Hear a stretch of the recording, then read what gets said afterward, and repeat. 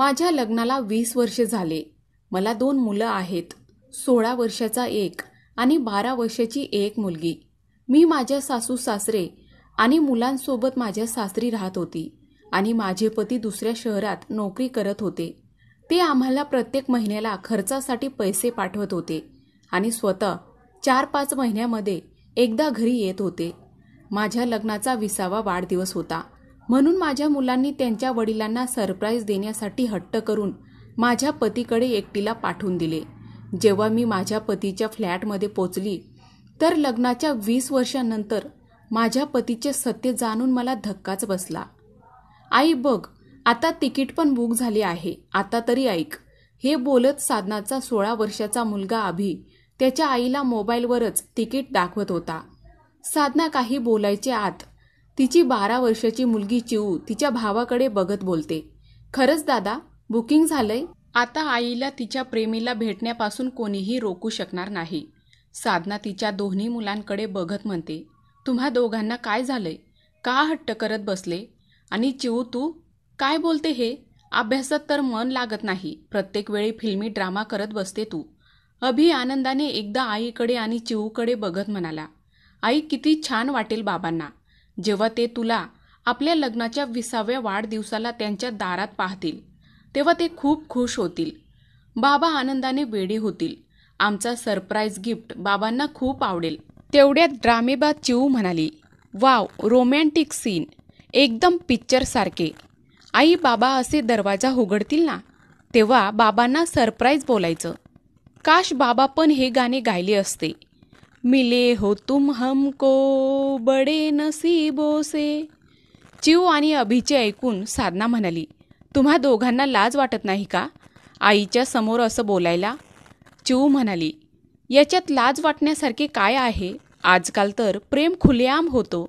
साधना तिच्या जुन्या दिवसांची आठवण करत म्हणाली, प्रेम तर आमच्या जमान्यात होत होता. बाण डोळ्यातून सुटायचा आणि घायाळ हृदय होत होते. तेव्हा अभि म्हणाला, वा वाई, किती फिल्मी स्टाईल बोलत आहेस तू. एवढ्या चांगल्या भावना कुठे लपून ठेवल्या होत्या? अभिचे बोलणे ऐकून तिच्या भावना दाबत विषय टाळत साधना म्हणाली, तुम्ही दोघे काय घेऊन बसलात? तुम्हाला सगळं माहीत आहे ना? तुमच्या आजी आणि बाबांची तब्येत खराब असते. मी तुम्हा सर्वांना सोडून कसे जाऊ शकते? अभि म्हणतो, आई, तू कोणती वर्षभरासाठी जात आहेस? बस 1 महिन्याची गोष्ट आहे. हा क्षण फक्त तुझा आणि बाबांसाठी आहे, जे एकत्र घालवतील. नाही परिवार, नाही कोणती जिम्मेदारी, बस तू आणि बाबा. तुझ्यासोबतचे काही क्षण जे फक्त तुम्हा दोघांचे असतील. मुलं त्यांच्या आईला माझ्या मुलाकडे पाठवायचं बोलत आहेत. काही दिवसापासून पाहत असलेल्या साधनाची सासूबाई म्हणाल्या, जा साधना, मी इथे सांभाळून घेईन. साधना काही बोलायच्या आधीच अभि तिच्या तोंडावर हात ठेवत म्हणाला, आई, 2 दिवसानंतर बुकिंग आहे, तयार राहा. साधना अभिचा हात तोंडावरून काढत म्हणाली, इतक्या लवकर? तुम्ही दोघेही विचार करायला वेळही देत नाही. अभि त्याच्या मोबाईलकडे बघत, आई, या टेक्नॉलॉजीच्या जमान्यात फक्त मोबाईललाच विचार करू दे. तू फक्त जायची तयारी कर. आता सगळ्यांचे बोलणे ऐकून साधनाचे मनही तिचा नवरा मोहनकडे जात होते. त्याच्या आवडीची काजूची बर्फी बनवायला लागली. मोहनला साधनाच्या हाताने बनवलेली काजूची बर्फी खूप आवडायची. मोहनची नोकरी दुसऱ्या शहरात आहे. मोहनला तिथे चांगले पॅकेज मिळते. इथे त्यांचे वडिलोपार्जित घर आहे, जिथे ती आणि मोहनचे आई वडील आणि तिच्या मुलांसोबत एकत्र राहतात. साधनाचे लग्न झाल्यावर याच वडिलोपार्जित घरात तिचे स्वागत झाले. मोहनसोबत ती कधीच जाऊ शकली नाही. सासू सासऱ्यांची काळजी, मग अभि आणि चिऊचा जन्म, बस हळूहळू हेच जग बनले तिचे. मोहन दर महिन्याला खात्यावर पैसे पाठवत होता. याच पैशातून साधना घर खर्च चालवत असे. 4-5 महिन्यात फक्त 2 दिवस यायचा. त्या 2 दिवसातही सगळे त्याच्या भोवती बसायचे. साधना आणि मोहनला फार कमी वेळ मिळत होता. आज साधना मोहनकडे जायची मनापासून तयारी करत होती. अभिने तिला ट्रेनमध्ये बसवले. एखाद्या मुलाप्रमाणे तिला संपूर्ण मार्गाची माहिती दिली. कारण आता आईला एवढ्या लांब पाठवल्याने तेही एकटीला एक भीती सतावू लागली. साधना अभिला समजावत बोलते, अभि, मी लहान मुलगी नाही, मी तिथे जाऊन कॉल करते. अभि म्हणाला, आई मी तुझ्या मोबाईलवर पत्ता पाठवलेला आहे, तिथेच बरोबर जा. साधनाला अभिची चिंता समजत होती. साधनाला आतापर्यंत एकटीला पाठवण्याचा फक्त अभिचा आग्रह होता, पण आता आईला नीट पोचता येईल की नाही या भीतीने अस्वस्थ झाला होता. अभिच्या डोळ्यासमोरून त्याच्या आईची ट्रेन जाऊ लागली. आता साधना पण खुश होती. ट्रेनच्या खिडकीतून येणारा थंडगार वाऱ्यासोबत तिच्या जुन्या आठवणीही तिच्यासोबत जाऊ लागल्या. आजही ते क्षण साधनाने जशीच्या तसे सजवलेले आहेत. इतक्या वर्षांनी आता मोहन आणि साधना इतके दिवस एकत्र राहणार आहेत. टायमिंग पाहून साधना अंदाज लावत होती की ती मोहनच्या घरी पोचेल तेव्हा तो घरातच असेल. रात्रीचा प्रवास साधनाचा डोळे उघडे करून स्वप्न पाहण्यातच गेला. सकाळचे 6:15 वाजले होते की अभिचा फोन आला. आई, आता उतरायची वेळ झाली आहे.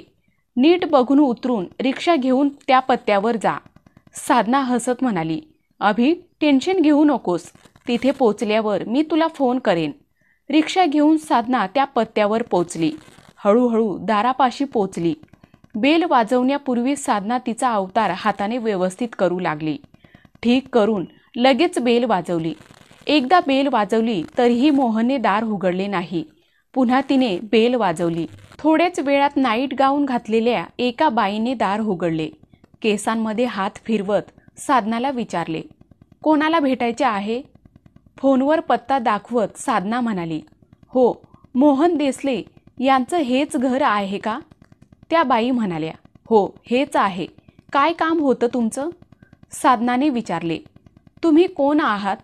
स्वतःची ओळख करून देताना ती बाई म्हणाली, मी त्यांची पत्नी आहे. हे ऐकून साधनाचा विश्वास बसत नव्हता. तेवढ्यात खोलीतून कोणीतरी म्हणतो, मीनाक्षी लवकर ये यार, कोण आलंय? तिथे उभी असलेली मीनाक्षी नावाची ती बाई जोरात म्हणाली, ऐका ना, जरा बाहेर या, कोणीतरी भेटायला आले आहे तुम्हाला. मीनाक्षी इतकं बोलल्याने साधनाची नजर आतल्या बाजूला अडकली.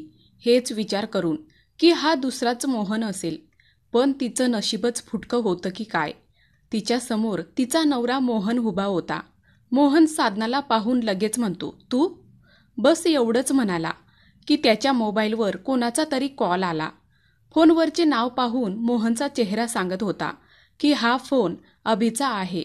मोहनने फोन कट केलेला पाहून साधना काही न बोलता तेथून निघून गेली. कोणत्या रस्त्याने जायचं हे तिला माहीत नाही. डोळ्यातून अश्रूच्या धारा कुठेही केव्हाही पडून जातात. ती साडीच्या पदराला पुसत ती तिचे पावलं जिकडे जात होते तिकडे जात होती. शेवटी एका निर्जन जागा पाहून साधना खाली बसली. क्षणभर बसून शांत श्वास घ्यावासा वाटत होता तिला. पण अभिचा फोन होता की वाजतच जात होता. साधनाची हिंमत होत नव्हती की काही बोलू शकेन त्याला, पण तिला तर बोलावंच लागणार होते. तिने तिचे अश्रू पुसले आणि पाण्याची बॉटल काढून पाणी पिऊन आवाज सामान्य करत फोन रिसीव्ह केला. अभि, काय आई, तू फोन का उचलत नाहीस? सॉरी आई, तुला माझ्यामुळे त्रास होतोय. मी बाबांना असं सरप्राईज द्यायला नको होतं. आत्ताच बाबांशी बोललो, ते कामासाठी दुसऱ्या शहरात गेले आहेत. आई, जे पण तिकीट मिळेल त्यात लगेच ये. आई, मला खूप टेन्शन आलं. साधना बस अभिच्या बोलण्यावर फक्त हो आणि ह एवढंच बोलू शकली. तिच्या घशातून आवाज निघत नव्हता. अभिने फोन कट केला. पण काही वेळापूर्वी तिला जे सरप्राईज मिळाले ते कसे विसरेल? किती सहजपणे मोहनने खोटा बहाणा बनवले. पण ती काय करणार? ती कुठे जाईल? मोहनला त्यांच्या लग्नाच्या 20व्या वाढदिवसाला सरप्राईज देण्यासाठी आली होती. पण इथे मोहननेच तिला रिटर्न सरप्राईज गिफ्ट दिलं. मोहनच्या बोलण्यातून तिला एवढ्या वर्षात कधीच जाणवलं नाही की त्याचंही वेगळं जग असेल. पण तिचे ज्याच्याशी नाते आहे तेही मोहनचे जग होते. मग मोहनने असे का केले? मोहनचे मन तिला कंटाळले होते. मग त्याने कधीच का सांगितले नाही? आज मोहनच्या बेवफाईची शिक्षा मी कोणाला द्यायची? माझ्या सासू सासऱ्यांना? त्या सासू सासऱ्यांना ज्यांच्याशी या 20 वर्षात घट्ट नाते झाले. घर, परिवार आणि मुलांना सांभाळत सांभाळत साधना जबाबदारीत हरवून जाऊ लागली.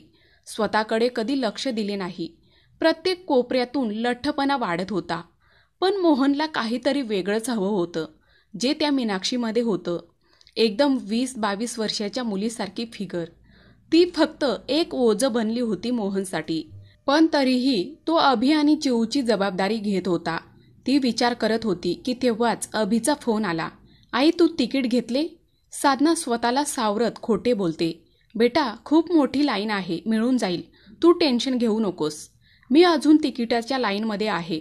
तिचे बोलणे संपताच फाटके जुने कपडे घातलेली काही मुलं तिच्याकडे आली आणि काहीतरी खायला मागू लागली. तेव्हा साधनाला आठवले की तिच्या बॅगेत काजूची बर्फी होती, जी आता ज्याची कोणाला गरज नव्हती. तिने ती बर्फी त्या मुलांना दिली आणि स्टेशनच्या दिशेने चालू लागली. प्रवास संपवून घरी आल्यावर अभिने दारात आईला मिठी मारत देवाचे आभार मानत, तू सुखरूप घरी परत आलीस. तेवढ्यात चिऊ नकळत उदास मनाने म्हणाली, आई, बाबांना सरप्राईज द्यायला गेली होती, पण ती स्वतःच सरप्राईज झाली. अभि, माझी चूक होती की मी हे सरप्राईज प्लॅन केले. साधना अजून घरात नीट शिरली नव्हती आणि सगळ्यांच्या नजरेतून स्वतःला वाचवण्याचा पुरेपूर प्रयत्न करत होती की तिची सासू, माझा मुलगा पूर्ण दिवस या घराच्या जबाबदारीसाठी बिचारा इकडे तिकडे धक्के खात फिरतो. त्याच्या नशिबात शांतीचे घरातले 2 घासही नाहीत. सगळ्यांचे बोलणे आणि सगळ्यांचा मोहनवरचा विश्वास पाहून आता साधनाला स्वतःचे अश्रू आवरता येत नव्हते. सगळ्यांसमोर सांभाळून घेतले, पण आता तिची सहनशक्ती संपली होती. सामान ठेवत ती कुणाला काहीही न बोलता बाथरूममध्ये शिरली. नळाचे पाणी सोडून त्याच पाण्याने तिचे अश्रू वाहू लागले. सगळ्यांच्या नजरेपासून लपलेली साधना बाथरूममध्ये नळाच्या पाण्याने तोंडावर पाणी शिंपडत होती, पण तिच्या डोळ्यातील अश्रू आवरता येत नव्हते.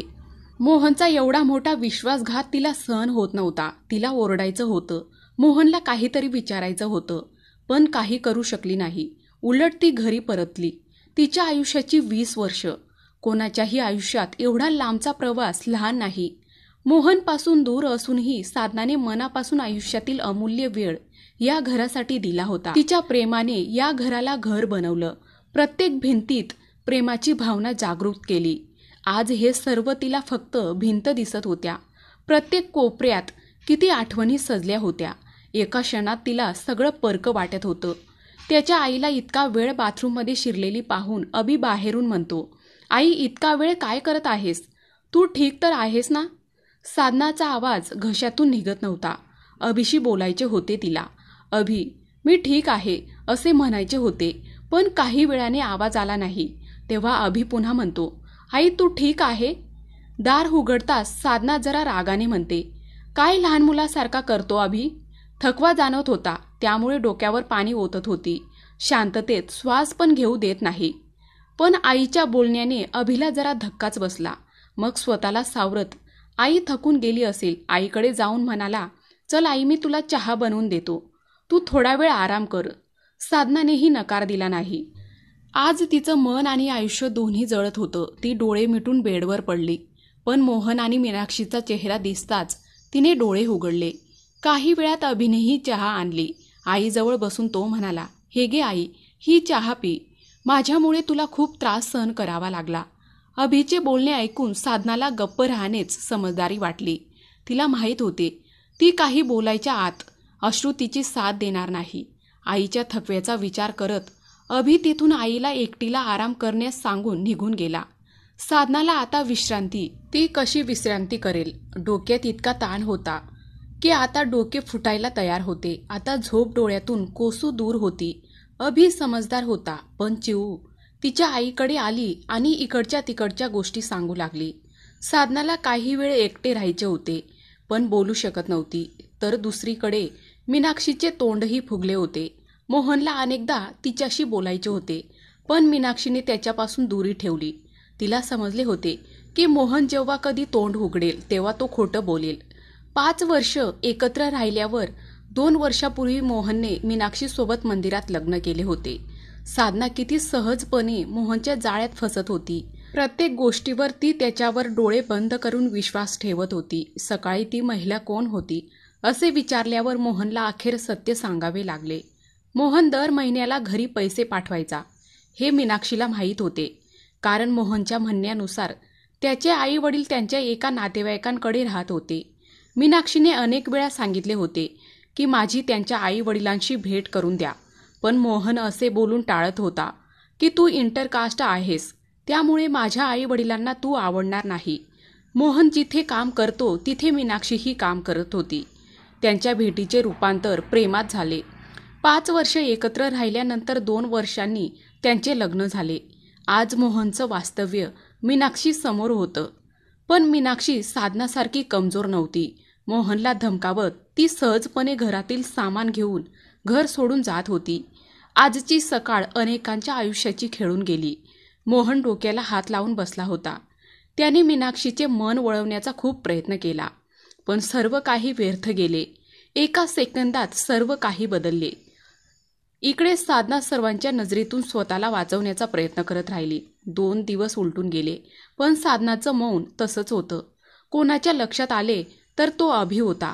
जेव्हा जेव्हा अभिने आईला विचारले तेव्हा साधनाचे अंग कापत होते आणि काहीतरी बहाणा करत ती अभिच्या नजरेपासून दूर राहण्याचा प्रयत्न करते. हे फक्त त्याच्यामुळेच घडलं असं अभिला पुन्हा पुन्हा वाटू लागलं.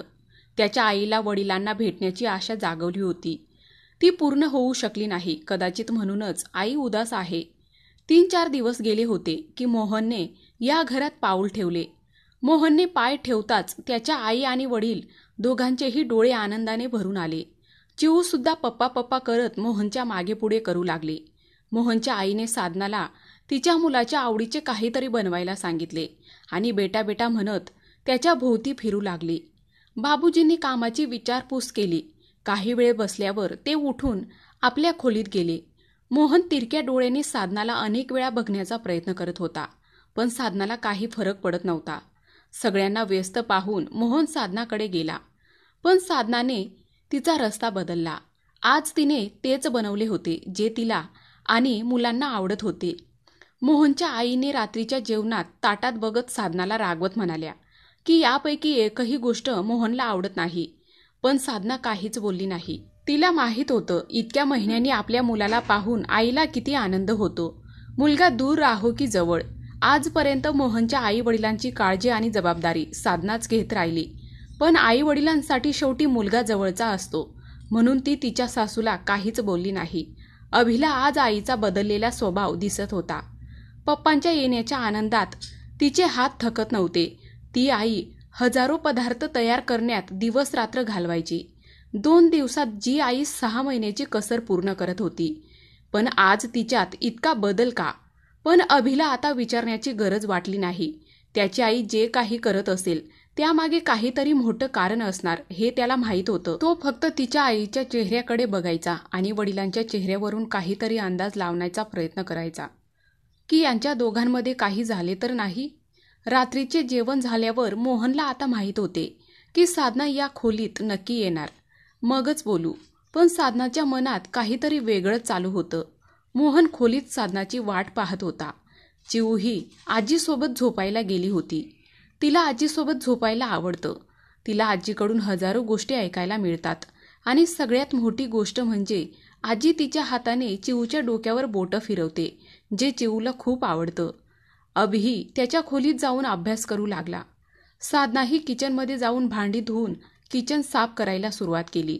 सर्व काम संपवून साधना अभिच्या खोलीत जाऊन म्हणाली, मला आज इथे झोपायचे आहे अभि. हे ऐकून अभि तिच्या चेहऱ्याकडे बघत म्हणाला, का आई, काय झालं? बाबांशी काही वाद झाला का? एवढेच बोलायचा उशीर होता की साधनाचे डोळे पाणावले. अभि तिच्या जवळ आला.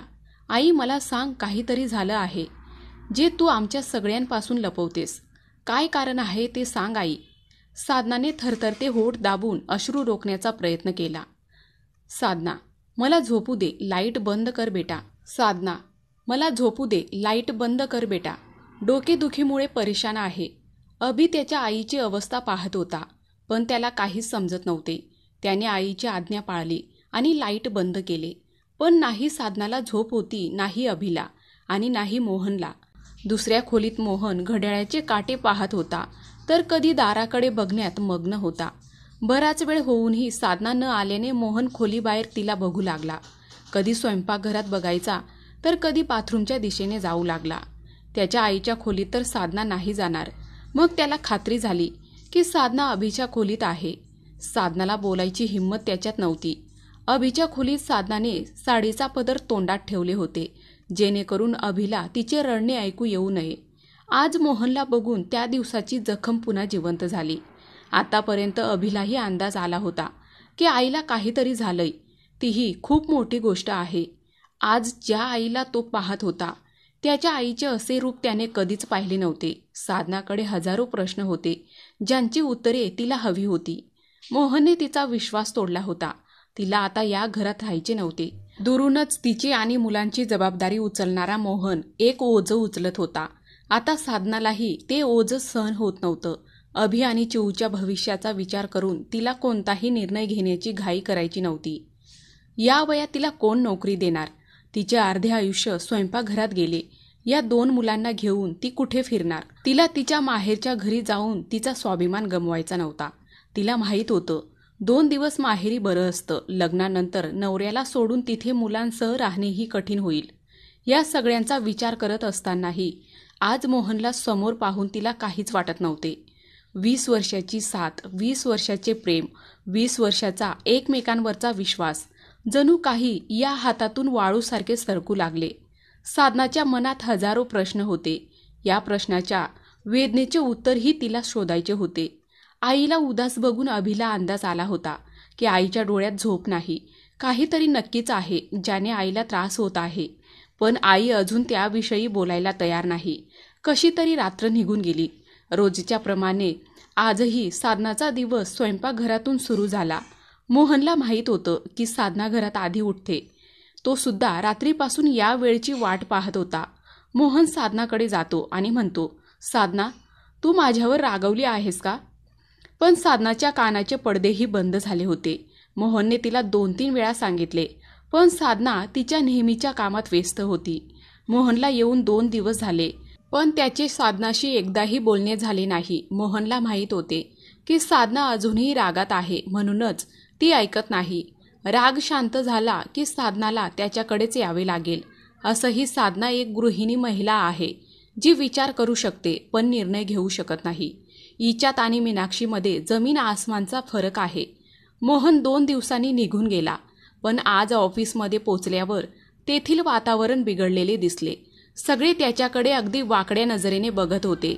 मोहनसुद्धा सगळ्यांच्या नजरांना घोरू लागला, पण त्यापेक्षा त्याचं लक्ष मीनाक्षीच्या केबिनमध्ये होतं. रोजच्या प्रमाणे आजही ती तिथेच होती, पण आज तिच्यात काहीतरी वेगळंच दिसत होते. मोहनने मीनाक्षीच्या केबिनमध्ये जाण्याचा विचार केला. एक चांगली संधी पाहून केबिनच्या आत गेला. मोहन तिचा नवरा असल्याचा हक्क दाखवत म्हणतो, मीनाक्षी, हे काय? तू कुंकू लावला नाहीस आणि गळ्यातलं मंगळसूत्रही काढून टाकलं. याचा अर्थ काय आहे ते तुला माहीत आहे का? मीनाक्षी रागाने म्हणाली, तू माझ्या केबिनमधून बाहेर जा. मोहन निर्लज्जपणे म्हणतो, बाहेर जा म्हणजे? मी माझ्या बायकोशी बोलत आहे. तुला असं बघून सगळे काय विचार करतील आपल्याबद्दल? मीनाक्षी रागाने म्हणाली, काय विचार करतील? ज्यांनी मला विचारले त्यांना तुझ्याबद्दल सगळी हकीकत. तू एक धोकेबाज आहेस सर्वांना माहिती झाले. ऑफिसमधले सगळे त्याच्याकडे असे का बघत होते ते मोहनला आता समजले. मोहन मीनाक्षीला समजवायचा प्रयत्न करत म्हणतो, मला थोडा वेळ दिला असता मीनाक्षी. तू एवढ्या लवकर सगळं कसं संपवू शकतेस? तुझा नवरा अजून जिवंत आहे आणि तू हा कुंकू पुसून टाकलास. मीनाक्षी रागाने लाल होऊन म्हणाली, मोहन, तू असो किंवा नसो मला आता काही फरक पडत नाही. मी नकळत एका स्त्रीचा कुंकू आणि तिचा विश्वास हिरावून घेतला. माझ्या मनात तुझ्यासाठी द्वेषाशिवाय काहीही नाही. तू माझ्यासाठी मेला आहेस. मीनाक्षीला इतकं बोलायचा उशीर होता की मोहनने तिला जोरात कानाखाली मारले आणि त्याची मर्यादा ओलांडली. मारल्याच्या आवाजामुळे कार्यालयातील अनेक कर्मचारी तिथे आले. सर्वजण मीनाक्षीची काळजी घेत होते. त्यामुळेच मीनाक्षीनेही त्याला सर्वांसमोर मारले आणि सर्वांसमोर हे पण सांगितले की त्याच्यावर फसवणुकीचा गुन्हा दाखल करेल. हे पाहून मोहन तिथून वेगात पावलं टाकत निघून गेला. वडील निघून गेल्यावर रात्री सर्वजण झोपायला गेल्यावर अभि अस्वस्थपणे साधनाकडे जातो. साधनाही खोलीचे लाईट बंद करून डोळे बंद करून झोपण्याचा प्रयत्न करते. पण अभिला माहीत आहे की आईचे डोळे मिटले आहेत, पण तिला झोप नाही. अभि म्हणतो, आई. आवाज ऐकून साधना, अभि, आता इतक्या रात्री तू ठीक आहेस बेटा? अभि, सगळं ठीक आहे आई. मला तुला काही विचारायचं आहे. अभि काय विचारणार आहे हे साधनाला माहीत होते, म्हणून बहाणा करत ती म्हणाली, अभि झोप जा, खूप रात्र झाली. अभि उदासपणे म्हणतो, आई मला माहीत आहे, ना तुला झोप लागेल ना मला, त्याच्यापेक्षा बोलून घेतलेले चांगले. हे बघ आई, जेव्हा कधी एखादा प्रश्न आम्हाला सतावतो, आम्ही देखील तुझ्याकडे येतो, मग त्या समस्येवर उपाय शोधतो. मला माहीत आहे की तू कोणत्या तरी दुःखात आहेस, आता तरी सांग. अभि इतकं बोलताच साधनाला स्वतःवर नियंत्रण ठेवता आलं नाही. डोळ्यातून पाणी वाहू लागले, होठ थरथरू लागले. बोलायचे होते पण आता जीभ साथ देत नव्हती. ती एकदा हाताने अश्रू पुसते आणि तिची जीभ फक्त तुझे बाबा याच शब्दावर अडकली. अभि हो आई सांग, बाबांना काय? हे सांगताना अभिची नजर फक्त आईच्या जिभेवर खिळलेली होती. कधी तो तिला रडताना पाहत होता. अभिला समजले की ही गोष्ट खूप मोठी आहे आणि बाबांशी संबंधित आहे. आता वडिलांबद्दल अनेक प्रश्न त्याच्या मनात घर करू लागले की वडिलांनी काय केले ज्यामुळे आईची अशी अवस्था झाली. काही वेळात साधना अभिला धरून म्हणते, सर्वांची फसवणूक झाली आहे अभि. तुझ्या वडिलांनी आम्हा सगळ्यांची फसवणूक केली. साधनाने जे काही पाहिलं ते अभिला सांगितले. आज सत्य अभिच्या समोर होते. आपले वडील असे काही करू शकतात यावर त्याचा विश्वास बसत नव्हता. त्याच्याशी बोलता बोलता ती रडत होती. पण अभि काही वेळ पूर्णपणे शांत होता. अचानक आईसमोर प्रश्न टाकून अभि म्हणतो, आई तुला काय हवे आहे ते सांग.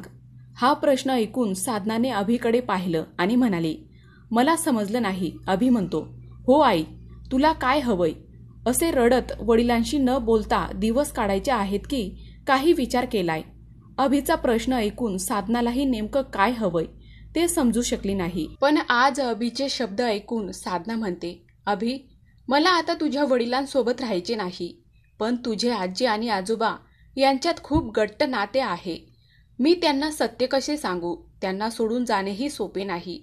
या दोघांचे बोलणे ऐकणारे कोणीतरी होते. आपल्या मुलाचा विश्वासघात आणि सुनेचे त्यांच्यावर असलेले प्रेम आणि विश्वास हे सर्व आज त्यांच्या डोळ्यासमोर होते. साधना रडत म्हणते, अभि मला तर काहीच येत नाही जेणेकरून मी तुमच्या सर्वांची जबाबदारी घेऊ शकेन. मला सांग मी काय करू? अभिकडे आता त्याचे उत्तर नव्हते. दोघांमधील काही निर्णय, काही गोष्टी अपूर्ण राहिल्या. नेहमीप्रमाणे सकाळी साधना तिच्या कामात व्यस्त होती. आता झोप गायब होती ती अभिची, कारण त्याला त्याच्या आईला तिचा आत्मविश्वास आणि स्वाभिमानाच्या लढ्यात साथ द्यायची होती. पण त्याचे वय इतके लहान होते की त्याला काहीच करता आले नाही. मीनाक्षीची वृत्ती पाहून मोहनने साधनाचा विश्वास जिंकण्यासाठी पुन्हा घरी येण्याचा विचार केला. मीनाक्षीने तिचे अस्तित्व एकाच झटक्यात संपवले होते. त्याचा साधनावर पूर्ण विश्वास होता. ती मीनाक्षीसारखी नाही. ती खूप विचार करून निर्णय घेते. तिला माझ्याकडे येण्याशिवाय दुसरा मार्ग नाही. मोहन जेव्हा घरी पोचला तेव्हा त्याला थकलेला बघून त्याची आई पदर घेऊन त्याचा घाम पुसायला लागली. पण मोहनचे येणे त्याच्या वडिलांना आवडले नाही, कारण रात्री त्याच्या वडिलांनी आपल्या सुनेचे आणि नातवाचे शब्द ऐकले होते. मोहनची नजर आता साधनाच्या चेहऱ्यावर खिळली होती. तिच्या कपाळाला अजूनही कुंकू सजलेले होते. लाल कुंकू लावलेले पाहून मोहनच्या चेहऱ्यावर एक गर्विष्ठ हास्य स्पष्टपणे दिसत होते. मोहनला पाहून अभि आणि साधना दोघेही एकमेकांकडे बघत होते. त्याची ही वृत्ती पाहून सासरे मोहनला म्हणतात, इथे पुन्हा अचानक येण्याचे कारण? मोहन खोट्याचा आधार घेत म्हणाला, खूप दिवस झाले मी माझ्या कुटुंबापासून दूर राहिलो. आता मला माझ्या पत्नी आणि मुलांना थोडा वेळ द्यायचा आहे. पण तिच्या सासऱ्यांनी रागवलेल्या नजरेने साधनाचा साथ देत म्हणाले, तू किती सहजपणे खोटे बोलतोस. माझा मुलगा इतका नालायक निघेल असं मला कधीच वाटलं नव्हतं. आपल्या नवऱ्याच्या बोलण्यावर मोहनची आई चिडते आणि म्हणते, तुम्ही आपल्या मोहनला नालायक का म्हणता? रात्रंदिवस कष्ट करतो, 2 वेळचे घरचे जेवणही त्याच्या नशिबात नाही, आणि आता तो आपल्या सर्वांसोबत राहायला आला तर तुम्ही असे का व्यवहार करता? सासऱ्यांनी मोहनची हकीकत सगळ्यांसमोर सांगितली. अभि आणि साधनाला त्यांना कसं कळलं ते समजलं नाही. मग ते सांगू लागले की त्यांनी त्या दोघांचे बोलणे ऐकले होते. मोहनही काही कमी नव्हता. आज पुन्हा एकदा त्याने आपला घाणेरडा चेहरा दाखवून सर्वांसमोर बाबूजींना सांगितले, बाबूजी तुम्ही या अनपड बाईची बाजू का घेता? हिला तर घरी बसून मगरमच्छचे अश्रू पाडायचे माहीत आहे. तुम्ही हे पण विसरले आहेत की तुमचा सक्का मुलगा मी आहे, ही नाही.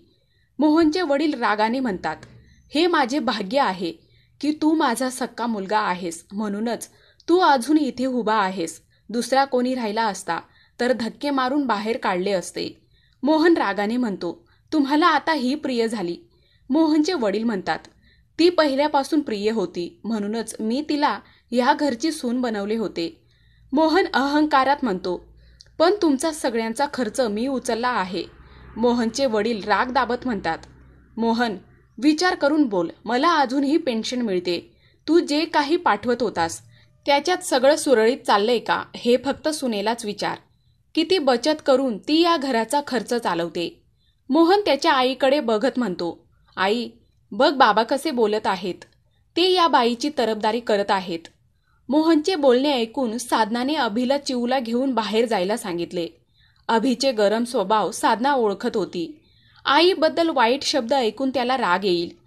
अभि आणि मोहनमध्ये वाद होऊ नये म्हणून त्याला बाहेर जायला सांगितले. त्याच्या आईचे ऐकून अभि निघून तर गेला, पण त्याला खरंच खूप राग येत होता. चिऊला अजूनही तिच्या आईबाबांच्या या वादाबद्दल समजले नव्हते. अनेक प्रश्न ती अभिला विचारत होती. मुलाचे बोलणे ऐकून आई नवऱ्याकडे पाहते तेव्हाच तिचे पती तिच्याकडे बघून म्हणतात, भावनिक होऊन त्या व्यक्तीशी अन्याय करू नको ज्यांनी आपल्या कष्टाने या कुटुंबाचे सिंचन केले आहे. तुला आजपर्यंत पाण्याचा ग्लास लागला तरी तू कोणाला हाक मारत होती हे आठवण करून घे. तुझ्या डोळ्यातील कपटी मुलाचा पडदा दूर कर आणि सत्याला साथ दे. मोहनची आई सुद्धा तिच्या पतीचे कठोर पण सत्य शब्द नाकारू शकत नव्हती. साधनाने या कुटुंबाला स्वतःपेक्षा जास्त महत्त्व दिले. आईला असे शांत पाहून मोहन म्हणतो, आई, मला सांग, तू गप्प का आहेस? तू माझ्यासोबत आहेस की या बाईसोबत? मोहनची आई मोहनच्या गालावर जोरात मारून म्हणाली, मोहन, केव्हाचं काय लावून ठेवले? बाई बाई, साधना नाव आहे तिचं, का तेही विसरला? ती तुझ्या मुलांची आई आहे. मोहनने पटकन साधनाचा हात ओढला आणि तिला खोलीत घेऊन गेला. आज आईने तुझ्यामुळे माझ्यावर हात उचलला. तुझी लायकी विसरू नकोस. तू माझ्या तुकड्यावर जगतेस. मी हे पैसे देणे बंद केले तर तेव्हा समजेल. हा राग सर्व काही निघून जाईल. मोहनला असं बोलताना पाहून साधना अभिच्या खोलीत गेली. अभिने वडिलांचे बोलणे ऐकून घेतले होते. आता मोहनच्या बोलण्याने साधनाला रडू येत नव्हते. आज आपल्या स्वाभिमानाची जखम भरण्याची वेळ आली होती. तिला त्या व्यक्तीसोबत इथे राहणे अवघड होते. अभि आईला काहीच बोलला नाही. त्याने अगदी बरोबरच विचार केला होता की आई जो काही निर्णय घेईल तो तिलाच साथ देईल, असा त्याने नीट विचार केला होता. आईच्या आत्मविश्वासाला तडा जाऊ देणार नाही. आईला वडिलांसमोर हात पसरायला सांगणार नाही. साधनासोबत आता अभिही त्याच्या आईसाठी विचार करत होता. रात्री सासऱ्यांच्या खोलीत जाऊन साधना आपला निर्णय सांगते. बाबूजी, मी आता या घरात नाही राहू शकत. मला मुलांसोबत जायचे आहे. मला त्यांच्यासोबत नाही राहायचं. हे ऐकून तिची सासू, साधना, हे काय बोलत आहेस तू? छोट्याशा गोष्टीवरून मोठा निर्णय घेऊ नको. मुलाची जात आहे, बाहेर राहतो, चूक झाली त्याच्याकडून, भटकला. पण स्त्री जातीचं तर काम आहे की प्रत्येक वेळेस त्यांची चूक लपवून आपल्या नवऱ्यासोबत राहणे. साधना आता बाबूजींकडे बघत दोनच शब्द सांगते, बाबूजी, माझ्यासाठी जाणंच बरं होईल. असे बोलून साधना प्रकरण पुढे न नेता निघून गेली. पण कुणाच्याही डोळ्यात झोप नव्हती. सकाळी उठली तेव्हा दरवाजा उघडा होता. कदाचित मोहन गेला असेल. मोहन गेल्यानंतर सासऱ्यांनी साधनाला जाऊ दिले नाही. आपल्या नातीन आणि नातवाला म्हातारपणात आमच्यापासून दूर करू नकोस असे सांगितले. साधनाला राहून पण आता तिला ते घर आपलेसे करण्यात अडचण येत होती. ज्यांच्याशी एकेकाळी घट्ट नाते होते आज परकेपणा जाणवत होता तिला. साधनाचा उदास चेहरा पाहून साधनाच्या सासऱ्यांना अस्वस्थ वाटू लागले. त्यांना माहीत होते की साधनाचे अचानक बाहेर पडणे तिच्यासाठी आणि तिच्या मुलांसाठी खूप कठीण जाईल. त्यांनी साधनाला आपुलकीने घरात थांबवले तर होते, पण मोहन परतल्यानंतर ती इथे राहणार नाही हे त्यांना समजले होते. प्रत्येकजण आपापसात चिंतेत होता की आपल्या शेजारचे त्यांच्याशी चांगले संबंध होते. ती साधनाकडे येते जी साधनाच्याच वयाची होती. साधनाच्या भोळेपणामुळे ती अनेक छोटी मोठी कामे करून घ्यायची. साधना सुद्धा आपली सर्व कामे अतिशय सुंदर पद्धतीने करत असे. यावेळी ती पुन्हा साधनाला म्हणाली, साधना, मी एका अडचणीत आहे. साधनाने मोहनच्या कर्तृत्वाबद्दल बाहेरच्या लोकांना सांगितले नव्हते. साधना हिंमत करून म्हणते, आता माझी बहीण कोणत्या समस्येवर अडकली आहे? शेजारीण म्हणते, उद्या माझ्या मुलीचा वाढदिवस आहे. तुला आधीच माहीत आहे. यावेळी प्लीज तू जेवण बनवून दे. कारण जी स्वयंपाक करायला येते ती आता बाहेरगावी गेली आणि इतक्या लवकर दुसरी नाही मिळू शकत. तुला तर माहीत आहे की मी इतक्या लोकांचं नाही करू शकत. मी 35 ते 40 लोकांसाठी जेवण नाही बनवू शकत. माझ्या हाताचे जेवण तुझ्या भावालाच आवडत नाही तर दुसऱ्याला काय आवडेल? पण तू बनवलं तर? साधना म्हणाली, ठीक आहे, काही हरकत नाही, पण मी तुझ्या घरात नाही, मी माझ्या घरात बनवेल. तू घेऊन जायचं. ती शेजारीण खूप आनंदाने निघून गेली. आता साधनाच्या मनात एका नवीन विचाराने जन्म घेतला. या विचारांनी साधनाने अभिला त्या सर्व गोष्टी सांगितल्या होत्या आणि हे देखील सांगितले होते की जर त्यांनी होम डिलिव्हरीचा व्यवसाय सुरू केला तर थोडे पैसे येतील. अभि, ज्याला आज मोबाईलची सर्व माहिती होती, अचानक त्याच्या मनात एक विचार आला. आता त्याचे लक्ष त्याच्या आईच्या बोलण्याकडे नव्हते. तो काहीतरी वेगळे करण्याच्या तयारीत होता. दुसऱ्या दिवशी जेव्हा त्याची आई त्या शेजाऱ्यांसाठी जेवण बनवत होती तेव्हा त्याने त्याच्या मोबाईलवर प्रत्येक खाद्यपदार्थाचा व्हिडिओ बनवायला सुरुवात केली. अभिच्या मनात काय चाललेले आहे याची साधनाला अजूनही कल्पना नव्हती. तिने खूप वेळा विचारलं की आज अचानक व्हिडिओ बनवायचा काय विचार केला, पण अभिने हेच सांगितले की आज त्याचं मन झालं व्हिडिओ बनवायचा. साधनाला माहिती होतं अभि मोबाईलमध्ये काड्या कोरत असतो, म्हणून तिने त्याकडे लक्ष दिले नाही. साधनाने तयार केलेल्या जेवणाचे सर्वजण कौतुक करत होते. सर्वांचे म्हणणे ऐकून अभिला एक आशा दिसत होती. तो रात्री मोबाईलवर काहीतरी करत बसू लागला. आता तर रोजची गोष्ट झाली होती. अभि आणि चिऊ रोजच काही ना काही विनंती करायचे की हे बनव, ते बनव. जेव्हा त्याची आई स्वयंपाक करायची तेव्हा अभि आपल्या मोबाईलमध्ये कॅप्चर करायचा. साधना आता तिच्या मुलाच्या या नवीन हरकतीने परेशान झाली होती. दुसरीकडे मोहन मीनाक्षीसोबत त्याच ऑफिसमध्ये काम करत होता, पण आता ऑफिसमध्ये त्याला मान सन्मान कोणी देत नव्हते. मीनाक्षीने त्याच्यावर लावलेल्या आरोपांना तो सामोरे जात होता. कुठेतरी पैशाअभावी साधना त्याच्याकडे परत येईल या आशेने त्याने घरी पैसे पाठवणे बंद केले होते. अचानक एके दिवशी साधनाची सासू तिच्या नवऱ्याला म्हणते, या गोष्टीला महिना झाला पण माझा मुलगा अजून घरी आला नाही आणि फोनही करत नाही. जरा तुम्ही फोन करून तर विचारा. 7-8 महिने उलटून गेले. बायकोचे बोलणे ऐकून तो तिच्याकडे रागवलेल्या नजरेने पाहतो आणि म्हणतो, त्याने कधी तुझी काळजी घेतली आहे? काय बोलून गेला होता की आपण त्याच्या पैशाने खातो? जो आपल्या पत्नी आणि मुलांची जबाबदारी उचलू शकत नाही त्या नालायक माणसाशी माझा काही संबंध नाही.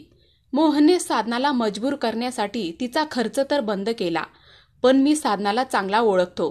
तुझ्या मुलाने तिचा स्वाभिमान दुखवला आहे. मी एक साधनाच्या नावाने फ्लॅट खरेदी करेल. तिला जायचं असेल तर ती आता जाऊ शकते. मी तिला थांबवणार नाही. आता मोहनची आईही नवऱ्याचं बोलणं ऐकून गप्प बसली होती.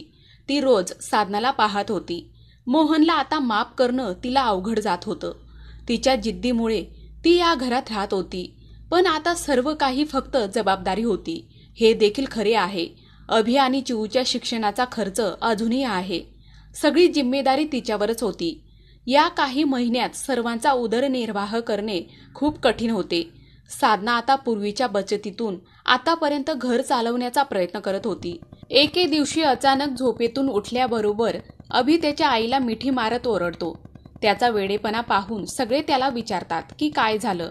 अभिने सर्वांसमोर मोबाईल उघडून दाखवले की त्यांच्या आईचे रेसिपीचे व्हिडिओ खूप प्रसिद्ध झाले आहेत. आता त्यांचे 10,000 सबस्क्रायबर आहेत. साधनाला याबाबत काहीच माहिती नव्हती. अभि त्याच्या आईच्या व्हिडिओतील सर्व कमेंट्स वाचत होता की सर्वांना त्यांच्या रेसिपी आवडल्या. तिच्या अकाउंटमध्ये पहिला पेमेंट जमा झाला होता. साधनाला अजूनही अभिचे बोलणे समजत नव्हते. अभिच्या घरातल्या सगळ्यांना अभि कशाबद्दल सांगत होता हे समजून घ्यायचे होते, पण चिऊ सोडून कोणालाच समजत नव्हते. तेव्हा अभिने सांगितले की आईची रेसिपी चॅनलवर आईच्या जेवणाचे व्हिडिओ बनवायचा आणि ते यूट्यूबवर, फेसबुकवर पोस्ट करायचा. सुरुवातीला सांगितले नाही कारण ते चालत नव्हते.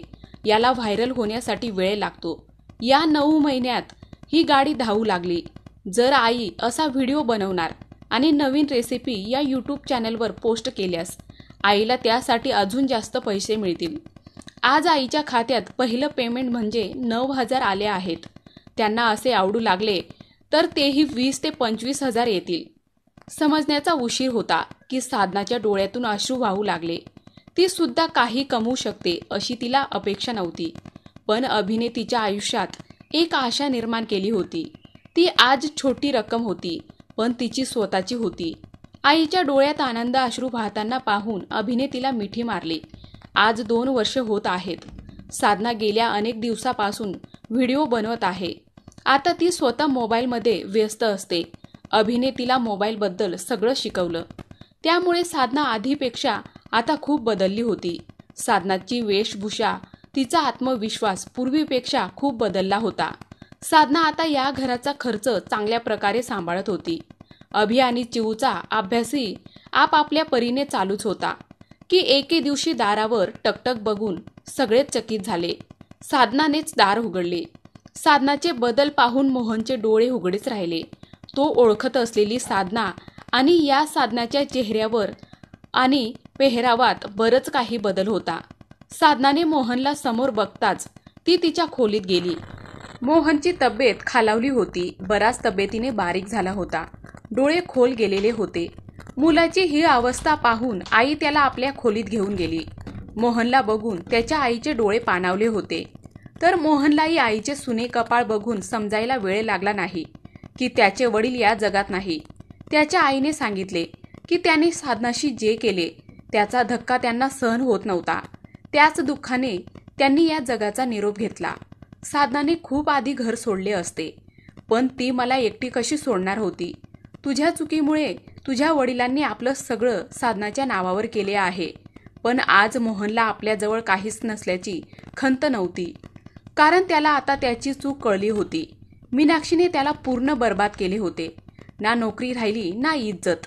अनेक महिने तुरुंगात घातल्यानंतर मोहन परत आला होता. आज त्याला खूप लाज वाटते की त्याच्यामुळे सर्व काही उद्ध्वस्त झाले.